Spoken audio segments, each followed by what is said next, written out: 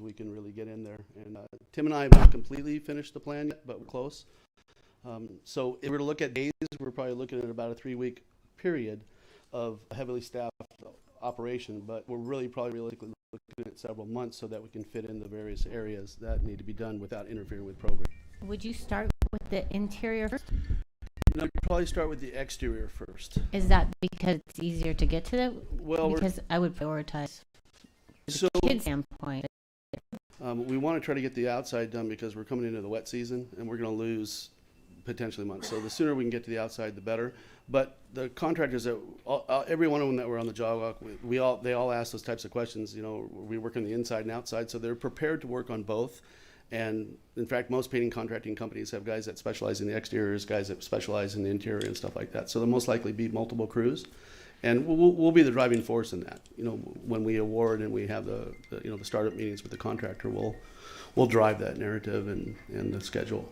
I mean, my personal feeling is that the sooner we can do it, the better. If we had to prioritize inside versus outside, I think the kids and the impact on for them and using the space, the interior is going to be a priority over the exterior. And I would agree there'll be a better experience for the students to get the inside done, and we can certainly focus on talking to the contractor about that. I do believe that we're going to be able to work on both simultaneously, and if we have to trade one for the other, we'll trade the interior. Terrific. Ken, have you estimated the liquid cost? Yeah, we're looking at about $40,000 for paint. Both in and out? Interior and exterior. Thanks. Yeah. And we'll make sure to the project schedule that we develop that with that in mind with the contractor. Thank you. Can I ask a little bit about the sandblasting?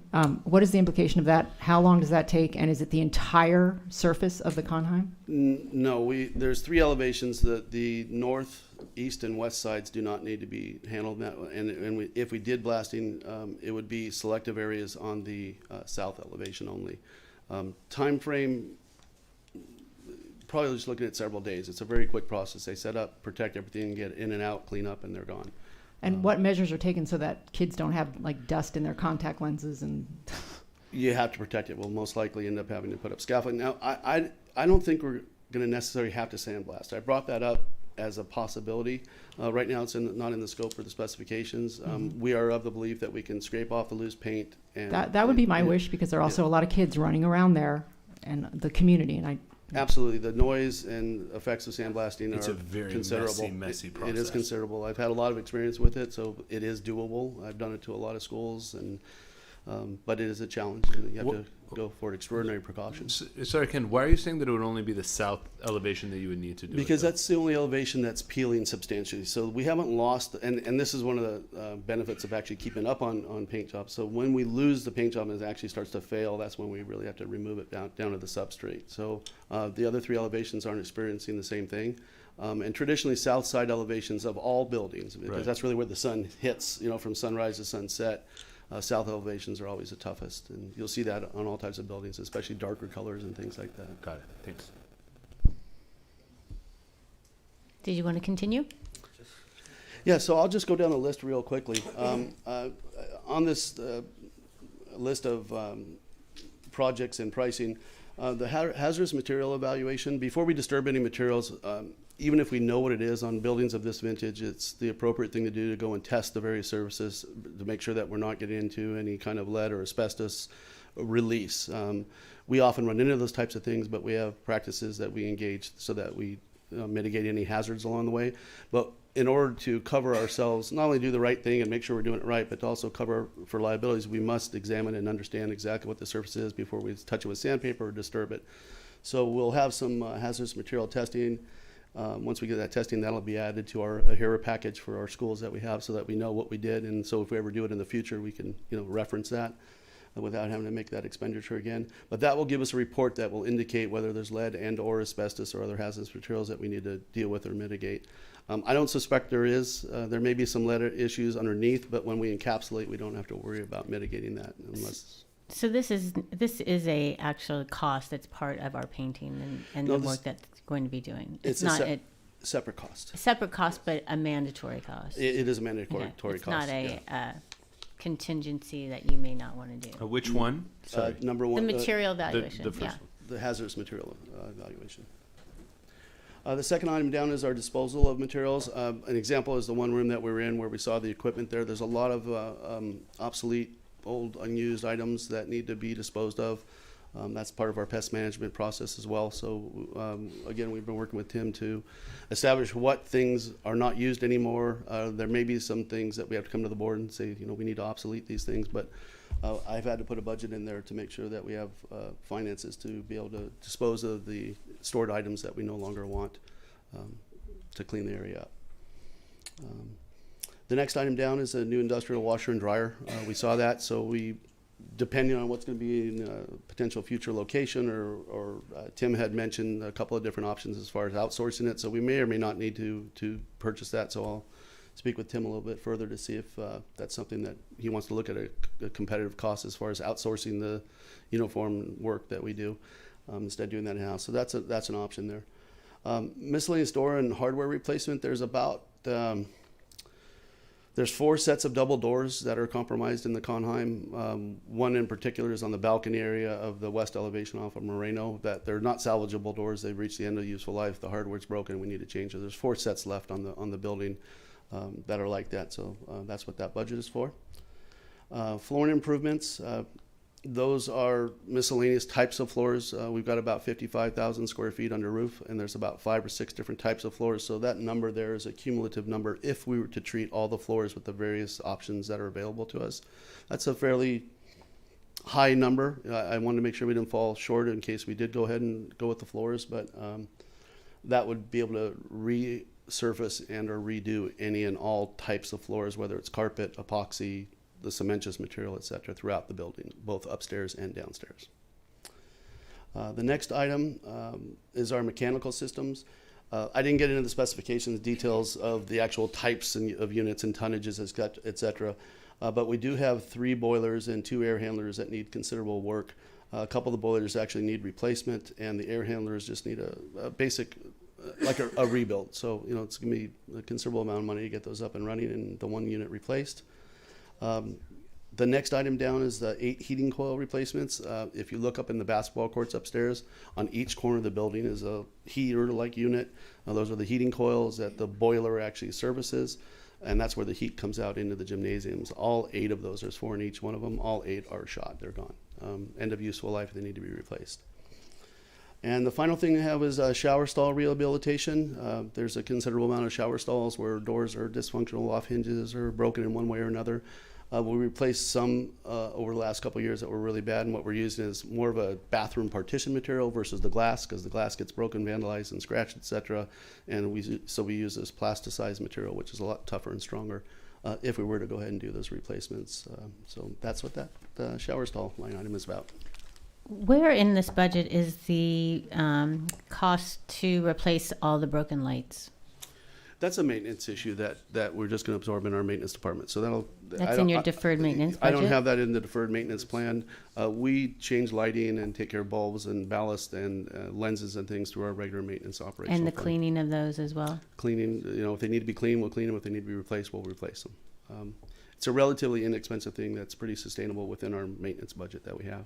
Okay. We do a lot of lighting change outs. And that's the that. same with regard to the cleaning of the Conheim as cleaning well? will all be absorbed within the M&O department. Okay. And we've already been having some discussions over the last couple hours about that. Ken, did you finish with the list already? With Have you emphasis. finished the list? You finished with the shower stall? Yes, I finished. Okay, my question is, I think I've asked this once before and I need my mind refreshed. The developer fees that we collect from the city, can this in any way be used to finance this restoration of Conheim? Developer fees are very restrictive funds. Typically, they're supposed to be utilized for adding classrooms, additional classroom space. That's the reason why developer fees are charged, because it's the assumption that because you're adding an additional amount of feet to your property, there's a percentage of a student that's assigned to that per foot. And so essentially it's like, well, if you're going to get more students, you need the facilities to do so. And because this would have to somehow fall under like a classroom type of situation for us to use developer fees. So it's very, developer fees are very restrictive, and we have to have like a clear understanding, and preferably for classrooms. So if we're adding a new building and we have classrooms in there, that makes a lot more sense to use with our developer fees. So they might be able to be used for, in addition to our bond, where we're rehabilitating or making a building, but not in this particular case. Not in this case, because this really falls kind of in the borderline of deferred maintenance, routine restricted maintenance, and Developer just, fees you know, don't give you yeah. that. So, Okay, mhm. thank you. Will these repairs be taken out of the deferred maintenance budget as well? Everything that's listed on this list is scheduled to come out of our deferred maintenance. Okay, terrific. Thank you. So as Ken mentioned, these are just a few things that basically we're looking for guidance on if we want to proceed with them. And of course, the budget's attached. But on top of this, Ken will be handling some of the maintenance items as well, which includes cleaning and replacing lights and anything else that can be handled by his maintenance and custodial staff. I also wanted to touch on the fact that any work we do, if we do go through with all of these projects listed, that we are going to ensure we're not violating any codes or DSA requirements. We're not going to try to go around any DSA requirements either. So everything we do will be up to par, I guess we'll say. And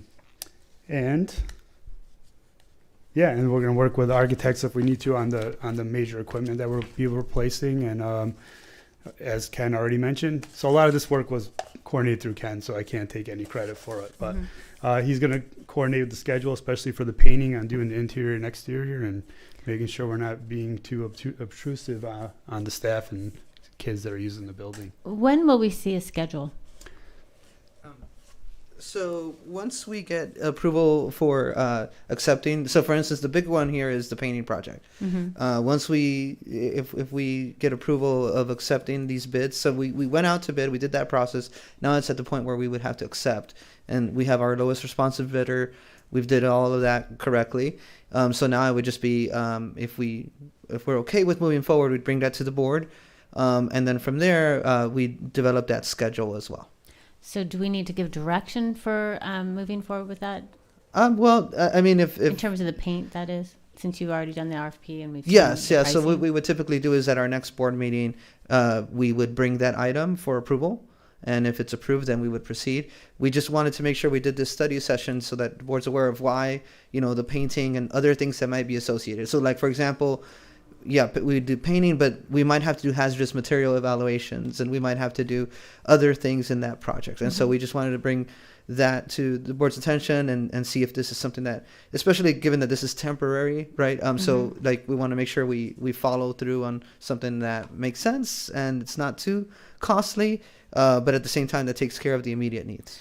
I mean, I think for me personally, I'm fine approving the different things. Don't think, we discussed the floors and how far to go with doing the floors. I personally don't think that we need to spend the money on that part of the flooring, the cement flooring. I think the money would be better spent in other areas. Okay. And I'm not sure. I mean, you talked about the wood flooring and refurbishing that to the extent that needs to be done. That's different. But my separate from that, I mean, I don't have a problem with any of the items that you've proposed. What I would want to see in the immediate is, when are we going to see a schedule for the cleaning, the repair of those lights, and that things that can be repaired now in between, that, cleaning the facility and those things. Can we see a schedule of when those things Sure. are going to happen? Well, and then when you would start to put into place that, the evaluations and the clearing out of the materials and et cetera. Sure, we'll work on those schedules. Ken and I, and we'll work on those. We'll work on the schedule with the contractor as well for the painting, and we'll bring that to the board. Very soon. In the next couple of board meetings, we'll have that information ready to go. Right. We'll probably also send it in through Dr. Breggy as well, just some updates as we go along, just so that you have it sooner and you don't have to wait till Right. we don't. And following the proper process there, and so then we'll be able to provide that information. Right. So like on the cleaning standpoint, you don't need to wait for approval on that. No, no, so- no. That's something that we could do immediately, and we're talking with Ken actually about a plan with for the next couple of weeks. We're looking at maximizing our time during the different breaks that are coming up, and so we're hoping to address a lot of that in those breaks. The matter that you just brought up and clarified, just for the community that may be listening, is this is a temporary solution, right? Because Correct. we want a separate long-term solution for the Yes. Conheim building. So what I don't want to do is I don't want to spend good money after bad. I think that there's kind of low-hanging fruit here, which was what Mary was pointing out and what I think we experienced today. The cleanliness, the lighting, the painting, these are the things that I would be comfortable moving forward with, like ASAP, don't wait.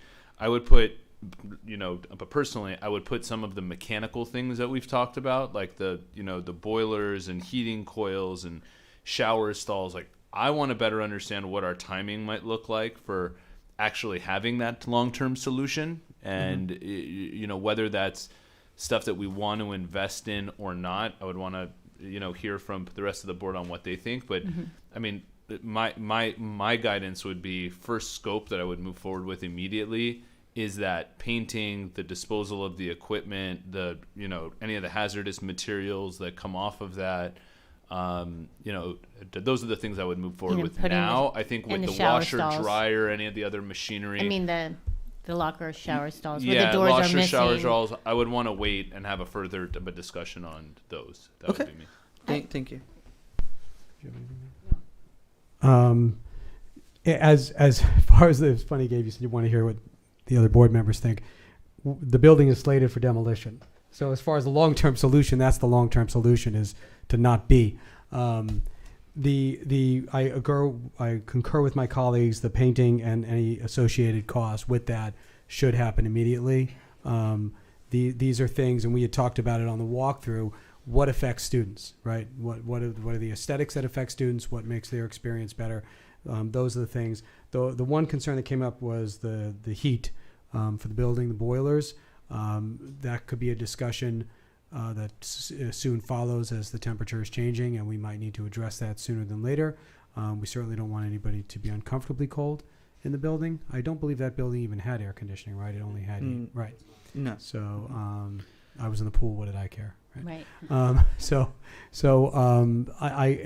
if there's potentially temporary heat solutions as opposed to investing in the boilers, just like we're looking at outsourcing with the washer and dryer, and potentially, you said Mr. Ellis could look into different things about that, especially if those are specifically used for a certain season and not year round.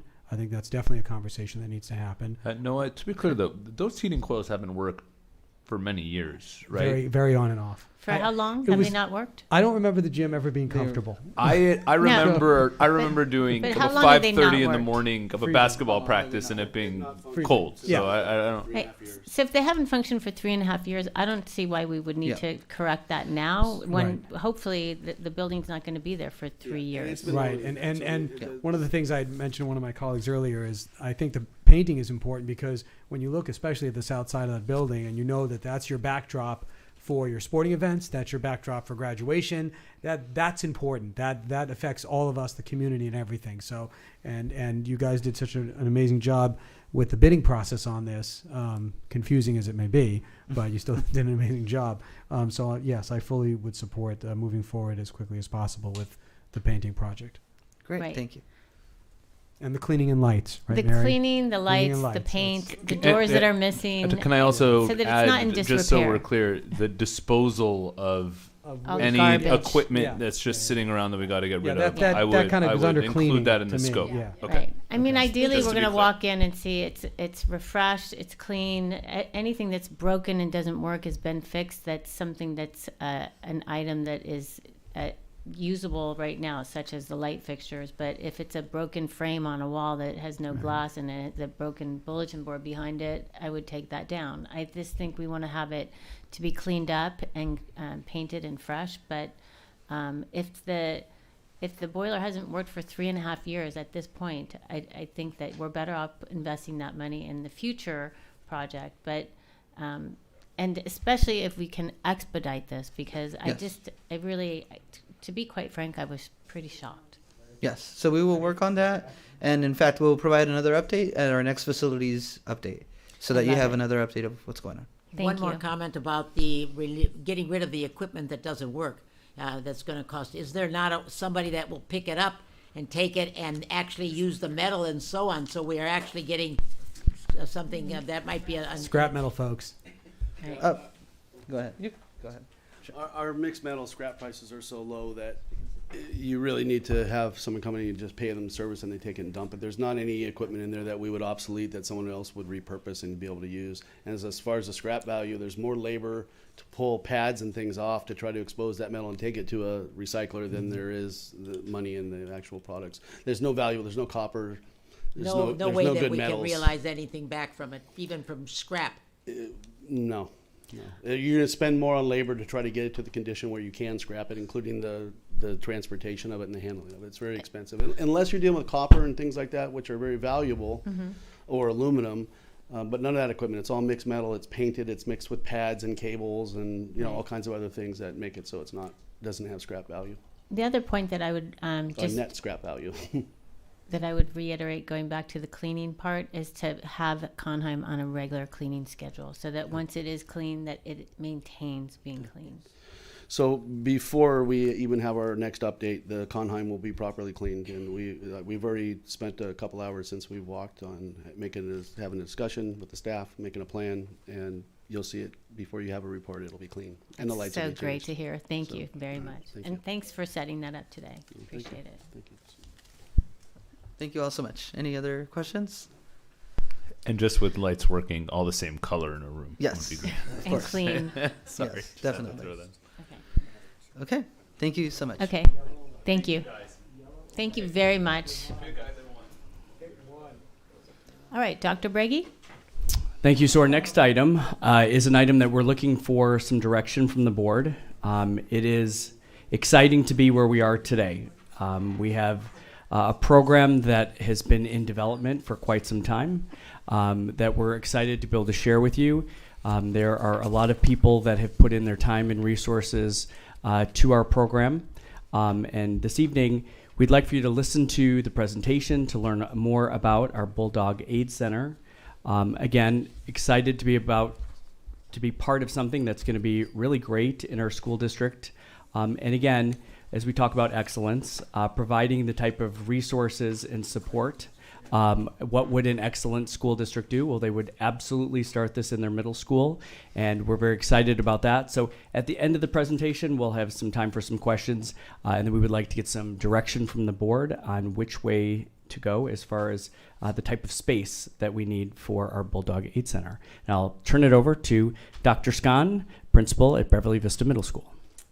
Hi. Welcome. Thank you. Thank you for having us. And I've got Kristen Hartley, our BulldogAid counselor, that's going to kind of tag team with me tonight. So just a few quick facts. I'm going to try to go through this quickly. I think we're all aware of kind of the mental health crisis that's facing our country, especially with our youth. So these are some important facts.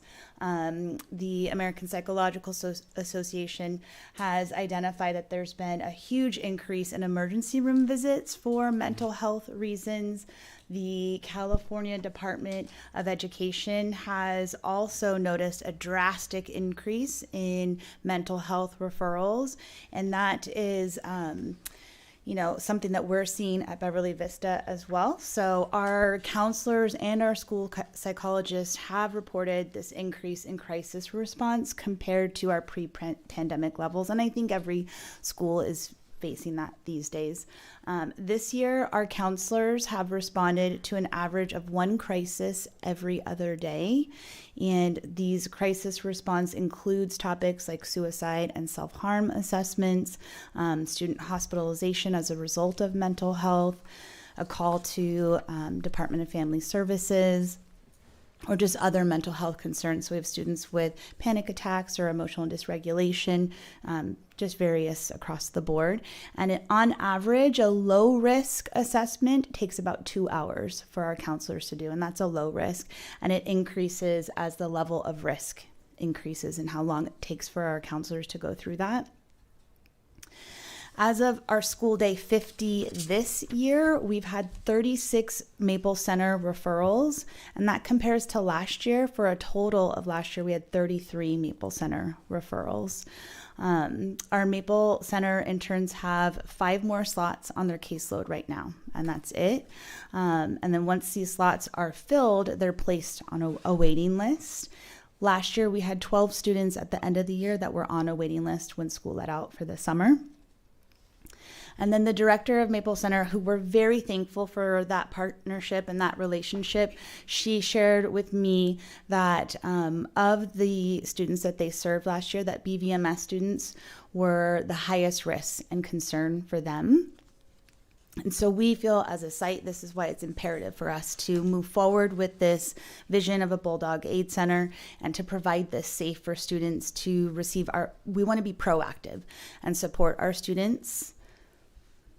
And so we're not just sitting by and collecting these numbers. We are actively trying to support our students. So we've increased our counseling lessons in our classrooms this year. Last year it was optional for teachers. This year it's required. So it's happening once every quarter. So our counselors go in and have our lessons in the classroom. We also have our admin going in monthly to do some social emotional learning with the students. And last year it was quarterly. So we've increased it to monthly this year. We have a MFT part-time at our school site. And then through Ed Services, we have a relationship with Maple Center. And so we've got an intern there daily. Compared to last year, we only had them twice a week. So we've increased that to daily and hopefully more. And then November 16th at our staff meeting, we're launching our wellness center, which is kind of like a calm down space. You guys received a little pass with your presentation, so that will be available for students to use, where if they just need to come and like take a deep breath and de-stress.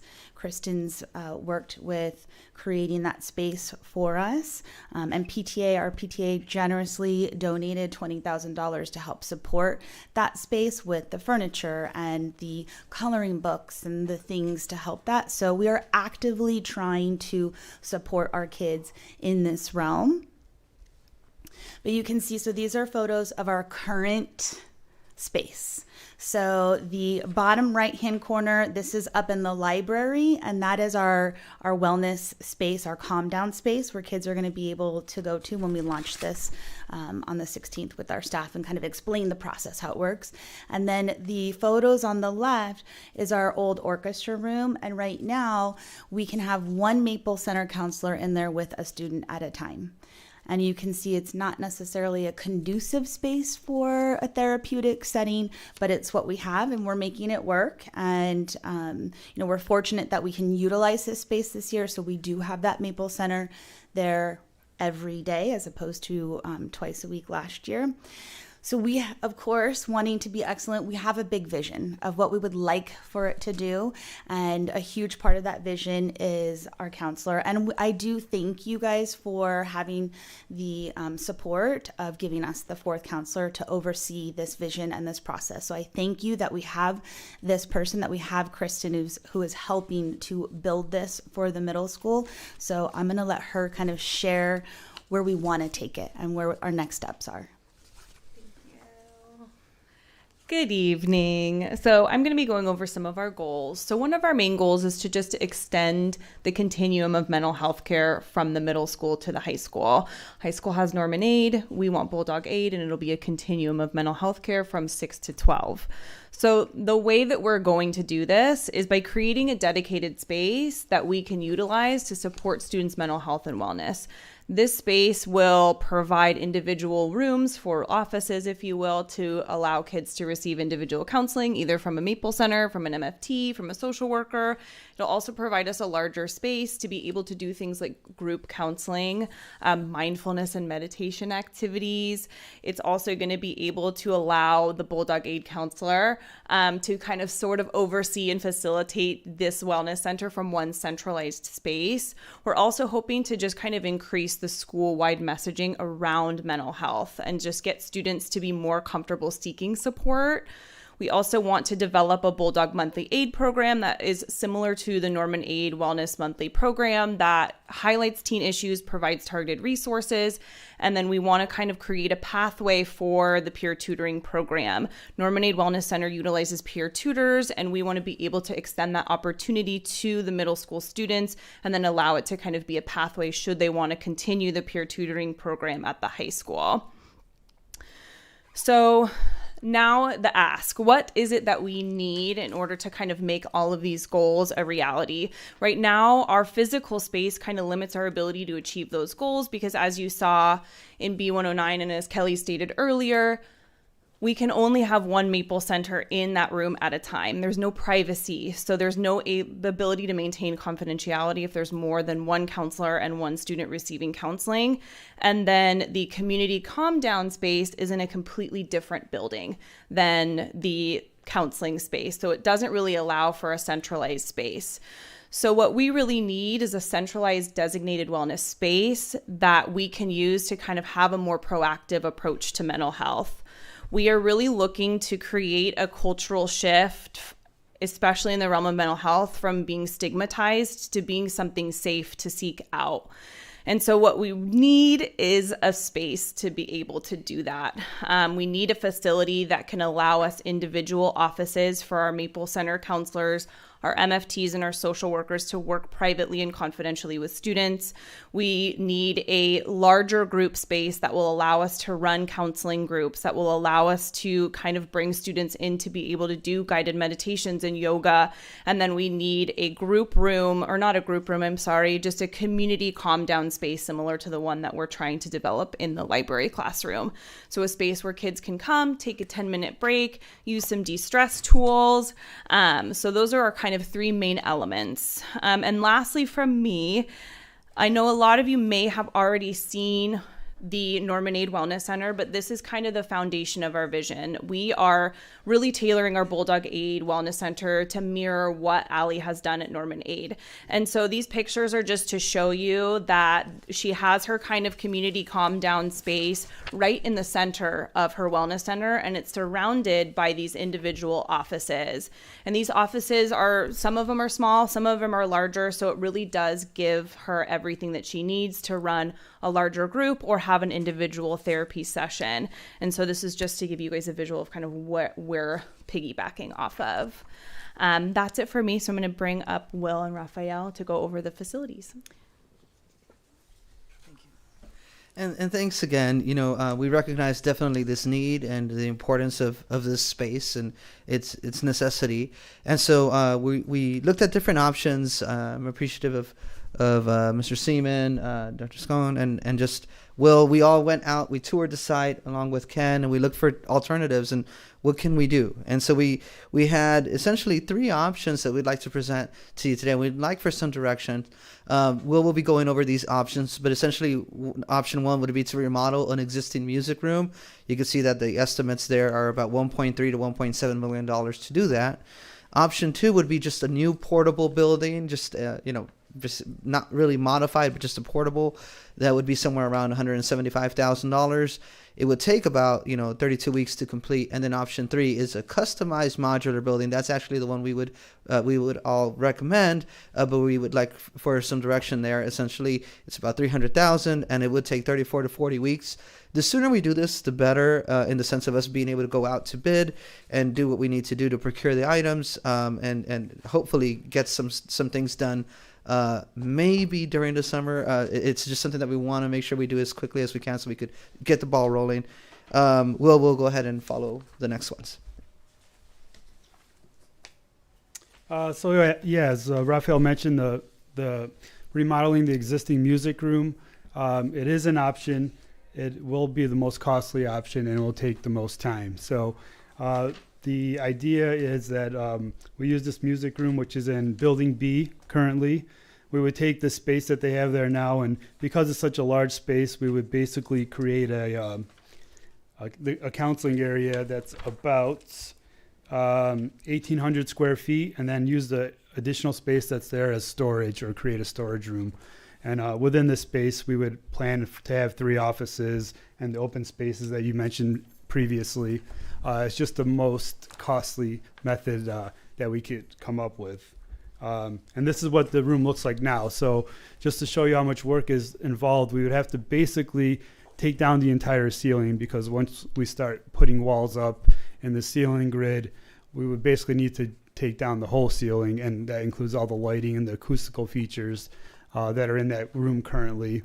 There's also a lot of band storage areas that we would have to take out and hopefully salvage or just get rid of altogether.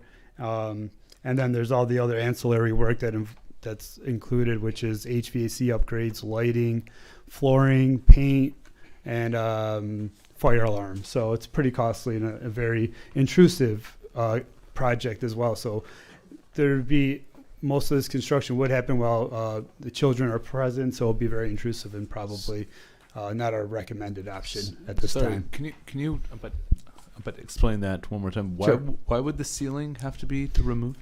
So in order to have the privacy, we'd want to have walls that go from floor to the deck above. So that means we'll be cutting through the ceiling grid, and also, and then once we do that, and we'll be doing that for 3 separate offices, there wouldn't be much left of the ceiling grid anyway. Exactly. Drop new T-bar, new tiles, lighting, and all those beautiful lights that are there right now would have to go. 'Cause I have a question though. Sure. What happens to the people that in the music room and the need for a music room? What's going on? The room is not being used currently, but I don't know if Kelly, do you want? Oh. Right, so that's why we have the other options for you guys to consider, so that we're not eliminating a potential future music room. We do have the music room upstairs, and that room's being utilized by our band orchestra program right now. It's larger, and it has the same storage and the same acoustical ceiling as well, but it's got a larger footprint, and so that's why we're using the one upstairs. What about vocal so this room's music? not Is being that used? not- you're Vo- not- vocal music has a different classroom. So this room is not being It's currently utilized. it's being used by our Maple Center counselor. Okay. It's one counseling counselor. room. One person. This is the downstairs one, B109. Ms. Valens is upstairs, yes. Are there other rooms that you could rearrange so that you could potentially, that don't have the same, would be as costly to, based on the Yeah. ceiling and acoustics of the music room, so that you could switch people around? So we looked into that, and pretty much it would be really difficult to be able to do that. Even in a room that has regular ceilings, we still have to go in and look at fire life safety kind of issues and lighting and AC and all of that stuff has to be looked at, because you're looking at adding sections in that room that are private. Right. And so if we could look at the next 2 options, and it'll show you if we keep this one, essentially the other options are alternatives, right? Wait, before you go to that, I'm curious if ideally from a long-term standpoint, it's we are going to invest in our mental health and wellness, and it's not something temporary. And so I don't see that as going away, and I, on one hand I could see having it in the modulars, but at the same time then it's from a destigmatizing and making it part of the fabric of the community, if there is a way that, in a long-term standpoint, if you had it in the modular options, could you have a longer-term plan where it fits into the school? Yeah. So, when we look at these next options for the modulars, modulars have really evolved significantly. It's not like the old, and you'll see one option with kind of the old traditional portable modular thing, but that I don't really like too much. But then you have another option that we'll go over, and that one looks a lot more modern. It looks like a facility. It's just construction. It's pre-approved, DSA pre-approval, so it allows us to move faster. And in fact, I think it dedicates a whole space for this. And Dustin, I really liked his idea of you would have a modular building out there. You'd have tables. You'd have a whole setup by doing this in that other area. But if we could look at those, just so we could kind of Can I make one additional comment on the option 2? If we take that, we're going to have a constant charge for having that modular. Oh, That no, it No, would be a we would purchase. purchase it. you would purchase it. Yeah. Why not build a building for Well, it? it's essentially that we're building it. But It's it's just not a modular. It's essentially these modulars are built in a way where they're now more so considered permanent structures. It's It's not like a shed buying a like Well, prefab. yeah, it's like a sheds. prefab. So you, Are there Right. facilities? Yeah. It's like an Basic- ADU. Show us the option. Basically, once what we're saving by using one of these options is the whole DSA approval process. We And don't have the to wait for time. that. Right. But like the second option or the third option that you'll see is they don't look like modulars anymore. They don't have to. We can go with more customized options. So really quick, this is the area where we're thinking of placing the modular. I'm going to call it the building. We're planning on placing the building, and it's out there on the asphalt area, which is not really being used right now, and it does have enough space for either of the two options that we're going to present. and this is like right there is where we're thinking you could have some tables, you could have a whole kind of setup there. And this would be the layout, and we can play with this layout a little bit here, but this is basically what we're thinking with having 3 offices, private offices, an open space, a reception area, and then another area for them to relax or just to I don't know, chill.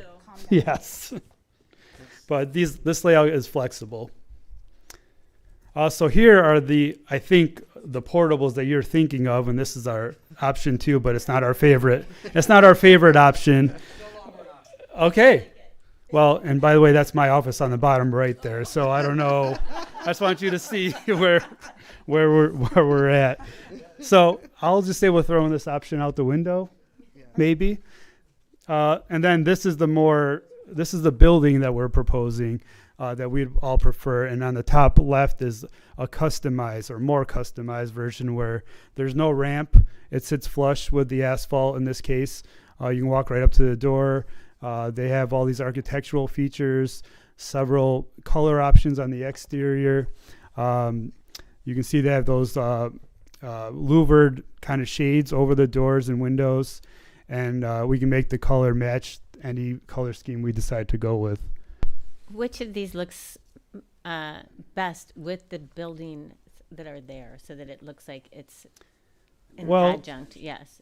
I guess I'd say the top left would be the best because we can customize it to look and have any color. And so pick we up some of the features. and Of pick the up the actual features building. from the buildings that are adjacent to it. So with those 3 options, I think we're tossing option 2 out the window. So option 1 is much more expensive. I think Raphael just went through this, so he kind of stole my thunder.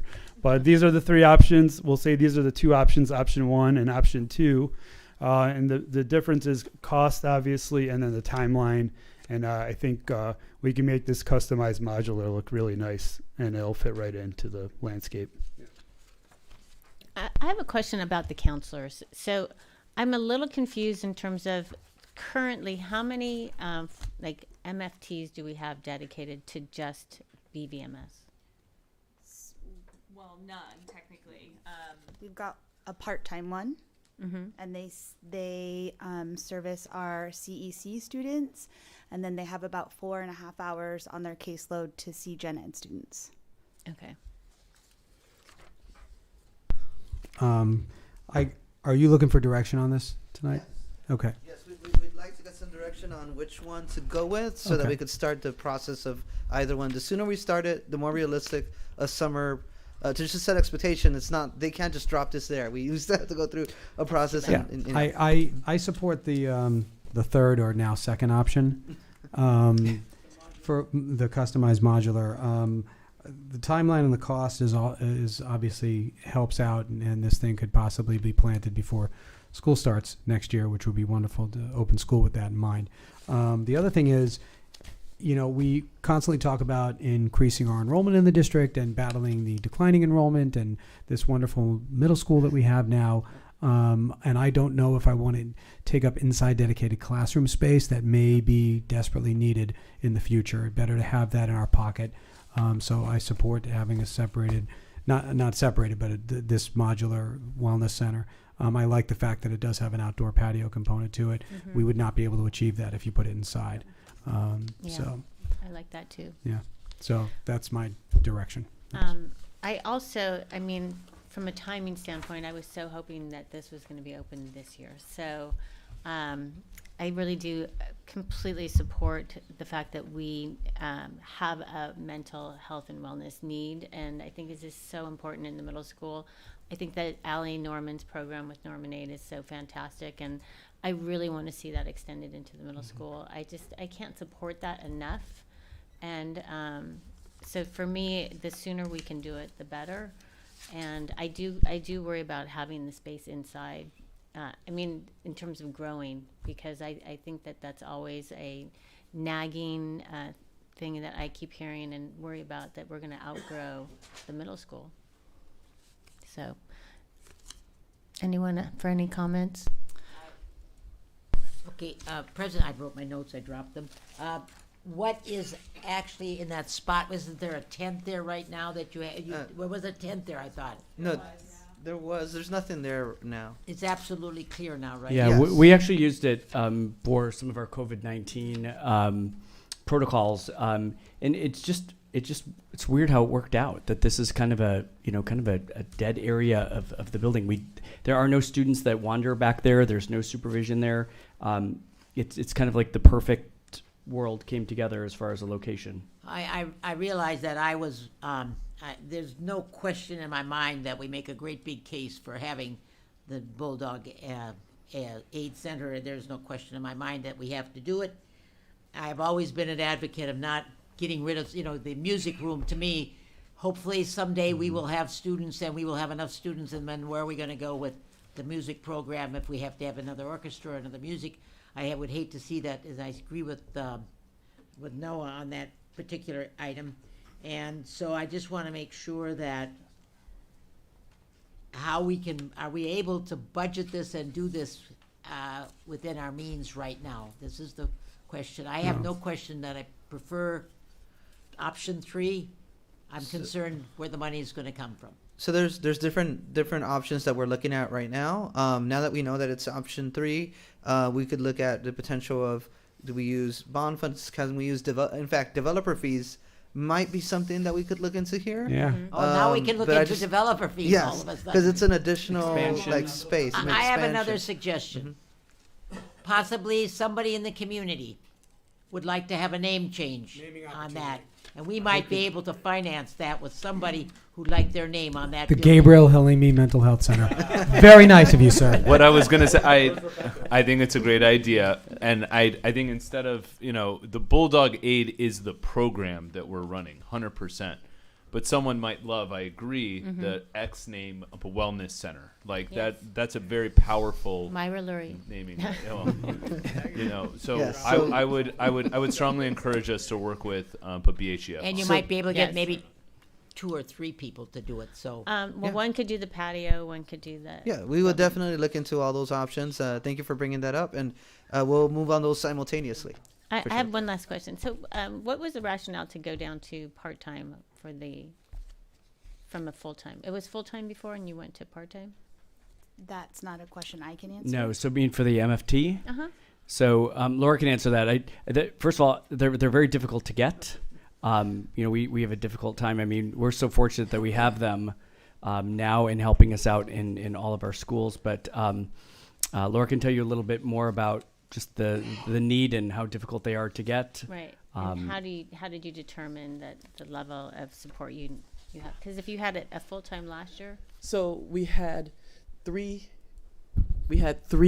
total, and we're spreading them out throughout the district.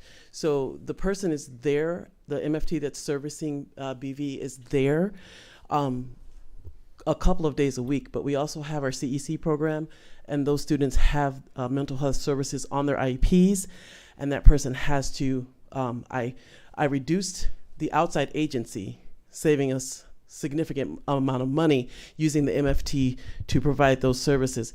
And so in addition, the remainder of their days at BV is now dedicated to the BulldogAid Center. What I would like to do is bring forward to the board a proposal to actually hire MFTs in-house. So that's something I'd like to bring back, excuse me, and discuss with you. But right now we have 3, and they're serving The whole all of our district? CEC, 2 CEC classes, both of our elementary schools, BV, and some at the high school. I mean, I just think from given the presentation that we just had, that would not be sufficient. I mean, that you'd need to have Absolutely. more dedicated people. We have MFT interns there through Maple Center, but not a licensed full-time MFT, which Right. is something that I want to talk to the board. I have some ideas about revamping the whole department that I'd like to bring I'd forward. like to hear about that, because I think that from a middle school standpoint, we should have a dedicated full-time MFT for the general population of students. I agree, and we have been lucky to find good ones, but they are few and far in between. I mean, we interview maybe 5 to 6 people before we get one every time, and there has been some turnover just based on personal life experiences and issues that are going on, but we are able to maintain 3 from last year to this year. So just kind of a shift in duties and responsibilities. So when can we expect to see what you have in mind in terms of a proposal? I could bring it next week. That'd be great. Okay. Can Or I? Thank you. 2 weeks, I guess. I mean, next meeting. Yes. Yes. Can I make put one more comment? Yes. I wanted to say thank you to this team. I recognize that you guys are being proactive. A lot of the way that we got here is not because of our policies. It's because of policies that were outside of our control that we recognized with COVID. And I think we fought along the way to get back in the classroom, take the masks off, all this kind of stuff. But we are where we are. So I recognize you guys are being proactive, and thank you for all working together to bring us this proposal. I wanted to echo something that Mary said, because I 100% agree. We definitely don't want this to feel like it's separate from the fabric of the rest of the school, right? So I at first was thinking the same thing, like we've got to get this in the actual building. I recognize there's a value to having it outside. That's great, but like, let's please make sure that aesthetically it feels like the school itself, because this is going to be a permanent fixture. This is not going anywhere, right? And I think the thing about mental health, one of the challenges is to destigmatize any mental health and wellness. And I think we want to educate, and we want it to be part of the education. And so that's, an umbrella theme in terms of destigmatizing. Absolutely. Can I say something? I haven't said anything yet about Normanade. I think it's really great too that you guys. I saw the Allies program at the high school, and it's amazing. It looks great. Physically, it's wonderful, and all the components are great. I think that one thing, when we worry about stigma, basically since the pandemic has really highlighted a lot of existing mental health challenges and all the gaps that kids have in terms of support. We have a lot of parents who are actually going through a lot of emotional difficulties, and that is kind of trickling down to the kids and less support, but that's a whole other matter. But I think that in the last 10 months or so, nationwide, students have really come to understand the fabric of their school really does a lot of social emotional learning. So it's really no longer a stigma or something seen separately in school anymore. I mean, a lot of people are saying, well, how come they're teaching kids about being happy now? Why aren't they sticking to reading and math? And the truth is that the world has changed significantly such that conversation really is something that is on the campuses now, and it's not going away. But the other major component is involving parents. So now on IEPs, as you know, there are parent services, okay? And that's sort of kind of like in the last 10 years or so, you see, parent counseling, because guess what? They are key to some of the support and the emotional services that we give the kids. So that also has to be put into the equation, and I'm sure it will be, like with these aid centers, that parent university, or there's ways for them to also be tied into it as they support the kids. So all of our MFTs work closely with families already. There is a component where parents can participate. Just a couple of things I want to highlight and talk to the board about a little bit. Each one of the sites has an SEL program, SEL plan, that social emotional learning plan that they are implementing. Each principal has worked through with their staff, and we are tracking and monitoring it and working in collaboration with them through my department, but it is on the ground running.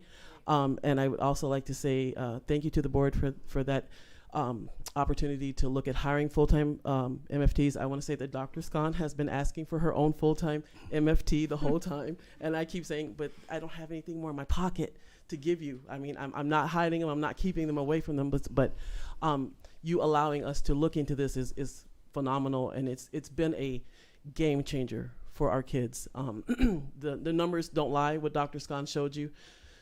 The number of calls that we were getting, the conversations I was having with our school psychologists just about the number of threat assessments and the number of children in crisis on campus. is unbelievable. It's nothing that I've ever seen in a 25+ year career.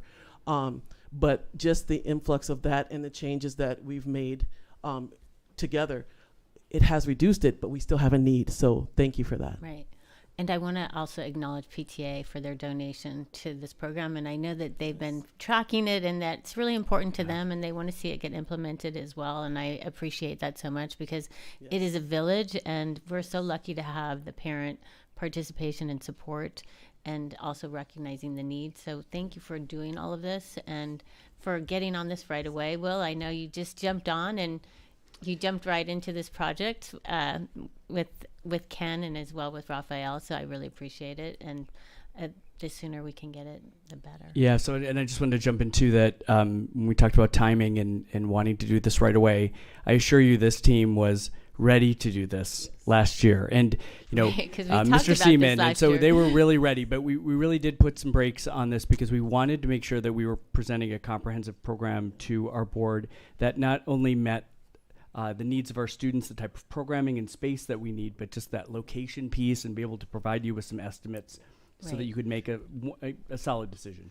Yeah. And I love how BVMS, and I know you guys are also already doing this, but I love that extension of it's not just dealing with crisis, it's the preventative and the lifestyle and learning tools and really kind of integrating that into the days of that regular school day and teaching the kids these different methods of stress reduction and tools such as that, because that's one thing that we hear about and the stress for the kids is not going away.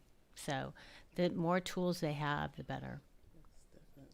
And we can provide more now. I kind of jumped in and just did this on my own and just used outside agencies. But now that we can look to hire our own, that'll be great because we can definitely build the community and infuse them into all the wonderful things that are happening at all of our sites. Right. And the relationships that those adults make are critical, especially when you're dealing with therapeutic relationships. Sorry. Mm-hmm. So if you have, if you have a lot of itinerant staff, then they're not going to make those same sort of therapeutic relationships. Whereas hopefully, right, we have someone who's our own, then they're going to invest in it and it really goes a long way. Absolutely. That was a conversation that I had with one of the non-public agencies that we were contracting with. The therapist was leaving and I said, do you understand the kind of ripple effect that this has? Because this therapist has now established therapeutic relationships with both our staff, our students, and our families, and now they're leaving. So we had a very candid conversation and, I said, well, the next one we're going to have to build in some incentives so that they at least stay through the end of the year because we can't continue to have the turnover. Right. It's actually traumatic to those kids. Absolutely. And staff. Yeah. And staff. And me. And me, because I got to find another one. So thank you. All right. Thank you all.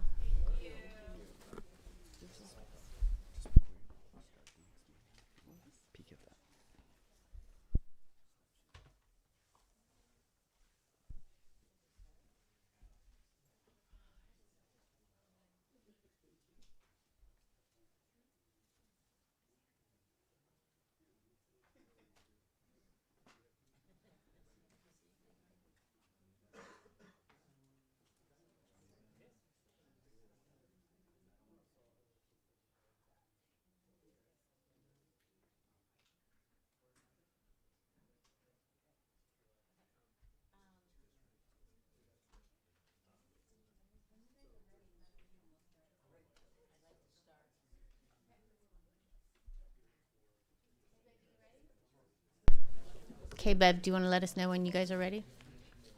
What am I saying? I'm not even ready myself. Where is that? Community slides.